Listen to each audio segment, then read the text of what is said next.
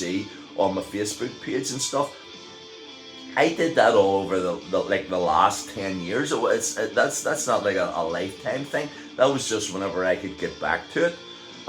Which sort of harkens back to my little post from last night, which is never give up on something. If you used to be able to sing, if you used to be able to sew, if you used to be able to drive fast cars, whatever you used to do, and then you had to give it up because you're involved in having a family or concentrating on work or whatever. If you're in a position now to be able to the reinvent yourself, bring it back into your life again, do it. It doesn't matter what it is. For example, just talking about my dad again. When my dad was like a young father, and I was, he was well into the Airfix kits, the model airplanes and things.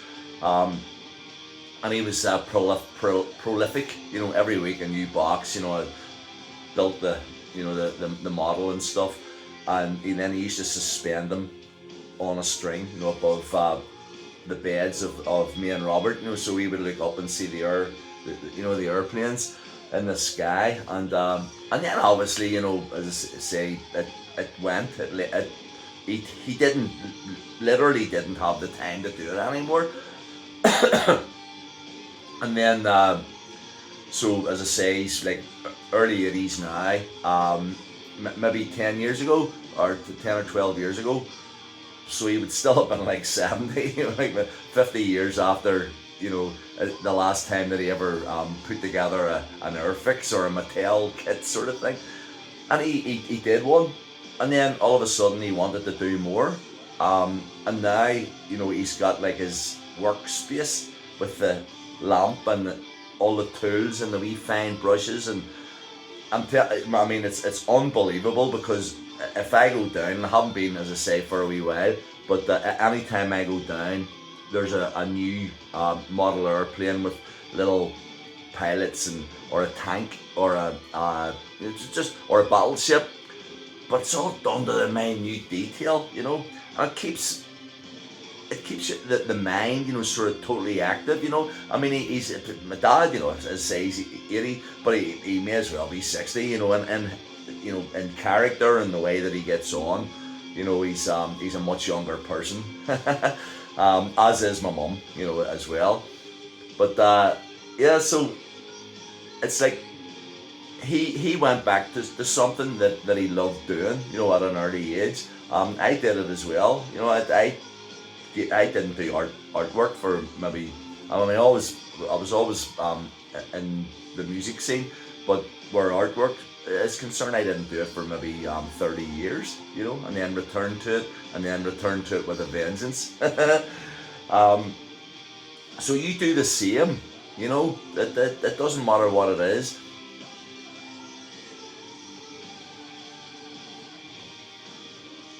You never lose it, it is like that riding a bicycle. And alright, it might be a case of me talking about, specifically the people who are able to do things from, past experience, and then, redeveloping an interest in them. But, you can still develop a brand new interest, which I did, like a year ago.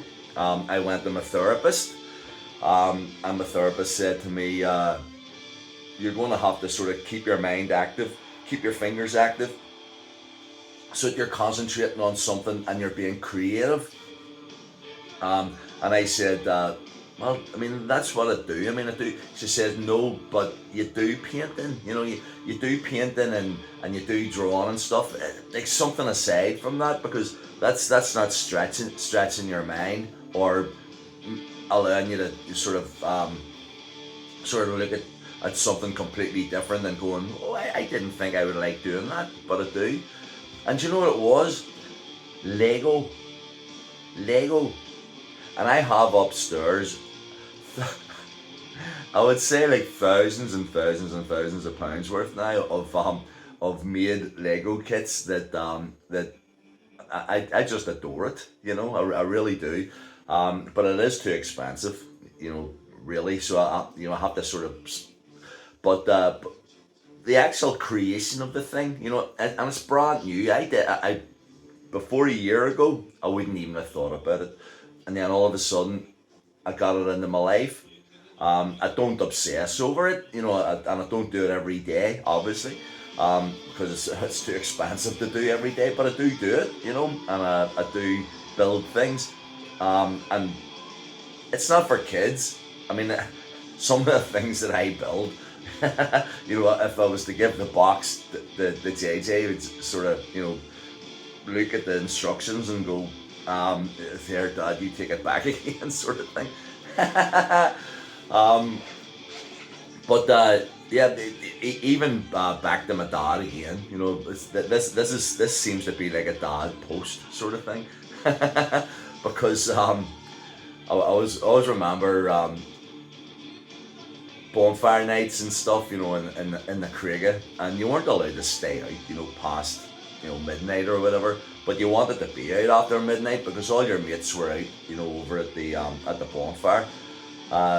Not that it was lit, but there was always a bony hut, and you would go into it and you would spend all night in there just talking away, officially guarding the bony, in case the next street came and stole your wood, or worse, set fire to it, sort of thing.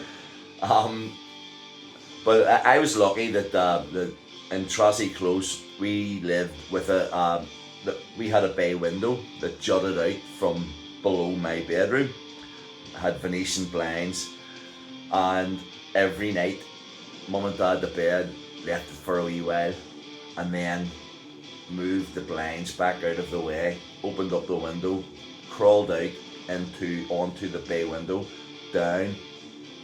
And I mean, there was no danger involved because the bay window, just put yourself up onto it, and and then I used to watch my dad going to work in the morning, at 7 or 7:15, up North Bank in the Craiga, and then I would go back, jump up onto the bay window, in through the Venetian blinds and into bed, and sleep all day.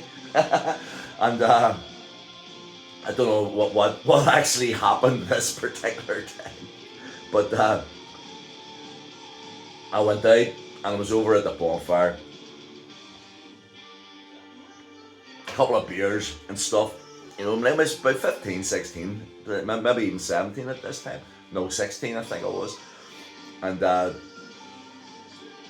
hadn't seen my dad walking past North Bank, so I said, I've missed him, But I looked at the clock and went, well, it's 7:30, so he normally goes past about 7:15 or whatever. So I went over home, said goodbye to the lads, went over home, climbed up onto the bay window, and I always left the window open a wee bit, so obviously I could. So I opened up the window, I was just pushing the blind gently to get in. A big hand came through the Venetian blinds and grabbed me by the back and and dragged me through the blinds. It was my daddy. Just dragged me through the blinds and said, "Get on that bed." He says, "You thinking I haven't known that you've been doing this?" And he was off for the day. Maybe it was a Saturday or maybe it was even a Sunday night. It didn't even twig with me. And and he says, "All you have to ever do is just ask me. You don't have to do the sneaky thing, going in and out. He says, because